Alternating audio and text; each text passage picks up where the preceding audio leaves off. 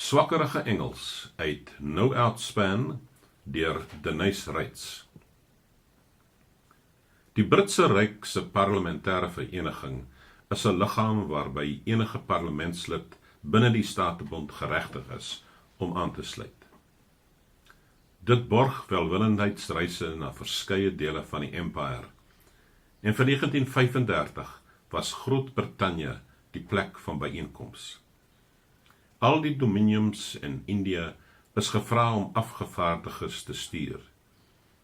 Elke parlement het sy eie verteenwoordigers verkies, en ons parlement het 6 genomineer. Ek is aangewys om hulle as leier te vergesel, en ek was glad nie onwillig nie, want sedert die Groot Oorlog was ek nog nie weer oor see nie. In Londen is ek luksieus as 'n gas van die staat van Grosvenor House geïnstalleer. Ek is 'n luukse suite met die Unie se wapenskild en kleer bokant my deur aangewys.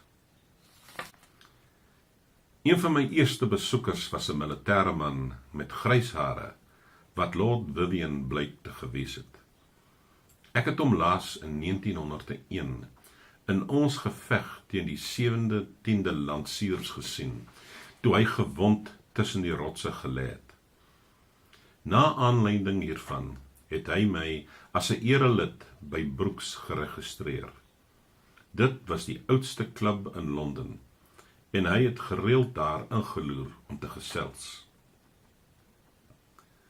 'n week later het die res van die Suid-Afrikaners en die Dominiumlede daar aangekom, en toe het afsprake om besienswaardige te besoek en toesprake en funksies wat gevolg het, daartoe bygedra dat die gawe gasvryheid ons amper oorrompel het. Antieke gildes het ons in hulle gildehuise onthaal, en ons het uit goud en silwer borde, wat uit die Cromwelliaanse oorlog gedateer het, ons aandete geniet. Ons het die House of Commons bygewoon, en is na 101 ander interessante plekke geneem. Ek was 2 keer na Buckingham Paleis ontbyt, en 2 keer moes ek 'n pleiskuil opsit en 'n manel aantrek, en in hierdie ongewone gewaad het ek 'n audisie met sy majesteit, koning George V gehad. Hy het my vertel dat hy my boeke, Commando en Tracking On, langs sy bed in Windsor Castle gehou het, en hy het aangebied om die Distinguished Service Order aan my toe te ken. Dit was nie vir my moontlik om dit te aanvaar nie, want die nasionale regering het in 1926 'n wet bekragtig wat burgers van die Unie verbied het om eretekens te ontvang. Ek het die prins van Wales 1 of 2 keer by St. James se paleis gesien.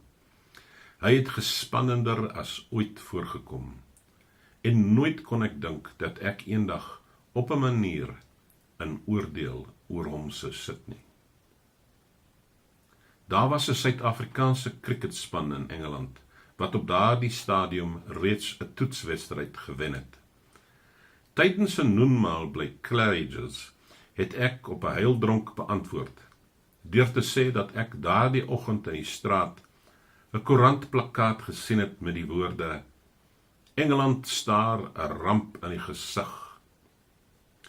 Verhoudinge met Mussolini was gespanne as gevolg van Abyssiniese avontuur, en 'n opgewonde Fransman het uitgeroep: Liewe hemel, dit beteken oorlog met Italië. Dit was egter maar net die stand van die crickettelling. Op 'n ander geleentheid het so omtrent 30 van ons voor Grosvenor House gestaan en wag op karre, wat ons moes optel om na verskeie plekke geneem te word. 'n hele paar seuns en meisies het daar rondgestaan, elkeen gewapen met 'n handtekeningboek en 'n vulpen. Ons het gedink dat die kinders besef het dat die ouere staatsmanne van die Empire hulle in die stad bevind het, en ons het heel selfbewus vir die jongspan gewag om genoeg moed bymekaar te skraap om ons vir ons handtekeninge te vra. Na rukkie het die handtekeningjagters nog steeds daar eenkant gestaan, totdat daar ten einde laaste 'n pragtige jong dame haar verskyning uit die hotel gemaak het. Sy was 'n filmster en onmiddellik was sy omring deur haar bewonderaars met hulle boeke en penne in gereedheid. Ons het ietwat bedrimmeld en skaapagtig in ons karre geklim. Ons het deur baie dele van Engeland en Skotland getoer. In Glasgow het die vrugteverspreidingsindustrie my met 'n banket onthaal, uit hoofde van my amp as minister van landbou in beheer van die uitvoer van produkte uit Suid-Afrika. Ek het die gewone toespraak afgesteek en onder andere 'n melding gemaak van verkoeling, bemarking, verpakking en ander verwante onderwerpe. Ek het verder aangegaan en hulle vertel hoe my pa sy jeug in Skotland deurgebring het en omtrent sy groot bewondering vir Robert Burns. Ek het hulle vertel dat hy baie van Burns se gedigte in Afrikaans vertaal het. En ek het hulle ook vertel dat, as 'n klein seentjie, ek onder die indruk was dat die gedigte deur my pa in Afrikaans geskrywe was en dat 'n kerel met die naam van Burns dit in swakkerige Engels vertaal het. Hulle het die storie baie geniet. Dit het daartoe gelei dat ek per motor na Ayr toe geneem is, om daardie middag die Burns Cottage en die Burns Museum te besigtig. Die eerste ding wat ek met die inloopslag gesien het, was 'n verbleikte manuskrip agter glas.